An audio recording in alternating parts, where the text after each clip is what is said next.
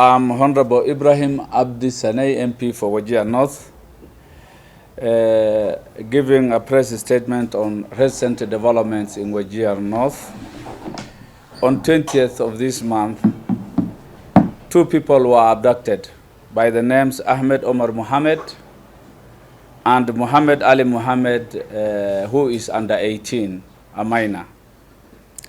And on 22nd, Dado Abdunur Mohammed was killed in cold blood in the wee hours of the night, and Isa Bulle Mohammed was equally abducted.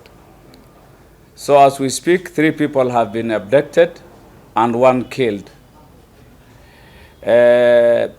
Government officers in civilian have been roaming my constituency the last 1 week using 3 vehicles, and they are the ones behind these criminal activities. Criminals are everywhere. I have no problems in the apprehension of criminals, but there are procedures and laws in handling criminals. They should be apprehended. Ours is not a failed government. Kenya is a stable government, and its laws are not in a state of latency. It is in operation 24/7. The police cannot be everything unto themselves.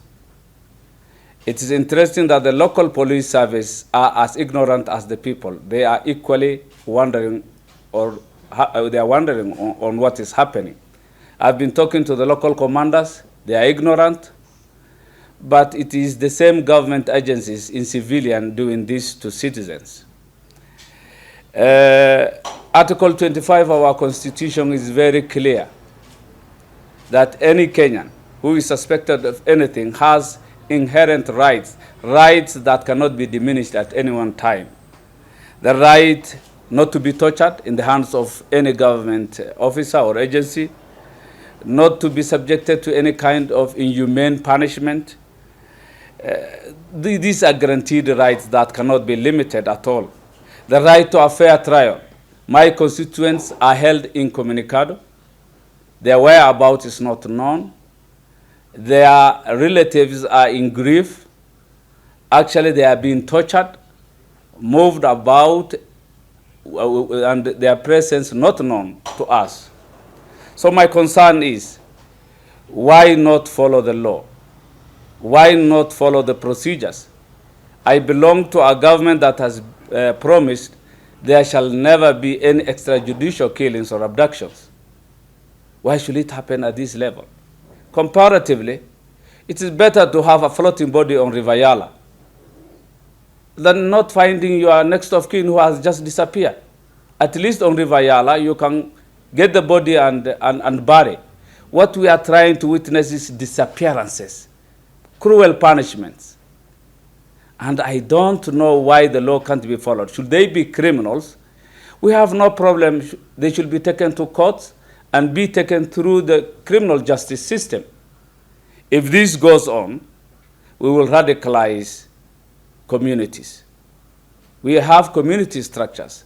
I come from Wajir North that was always at the forefront in fighting Al-Shabaab. Communities themselves, up in arms, fighting the terrorists.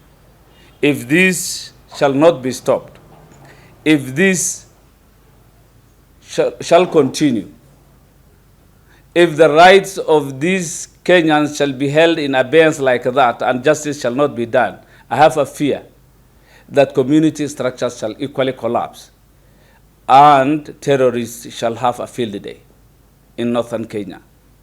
I'm equally perturbed that KPR have been disarmed in northern Kenya, in Wajir County. 395 guns have been collected. These were the same people engaging Al-Shabaab and other terrorist elements. I can't see why, after we have made some breakthrough in fighting Al-Shabaab, KPR is disarmed.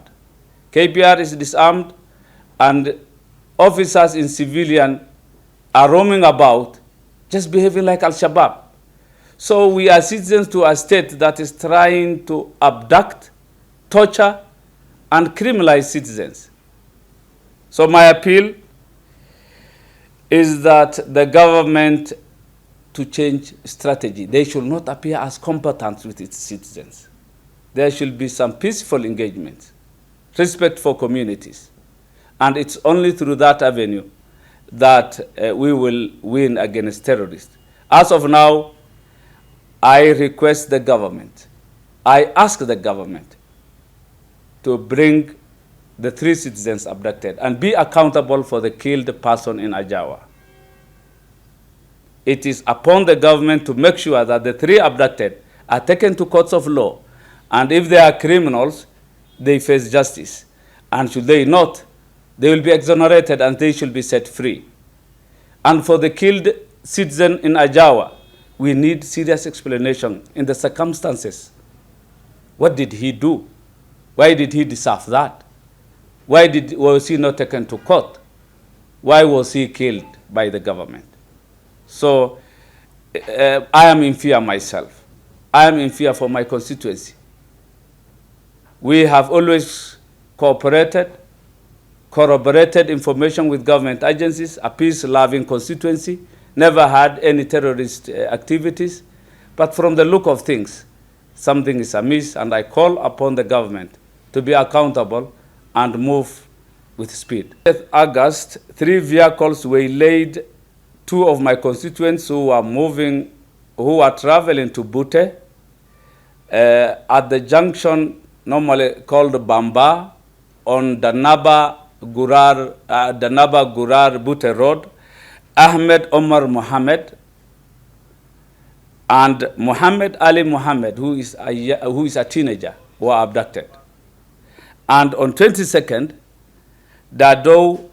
Ado Muhammad was killed in Ajawa town, late in the night. And Isabule Muhammad was abducted. So we have 3 people abducted and 1 killed. So my real concern is, when did we suspend our laws, our judiciary, our legal system, our criminal justice system? If they are criminals, we would love them that they are taken through those systems and they are convicted. We have no problem. Should every suspect be killed, what will remain of Kenya? If every suspect is killed, and they innocent until proven otherwise, that is the concern. Why should my constituency be killed? I would prefer and be happy if they are tried and convicted thereafter if evidence is adduced for whatever they have done.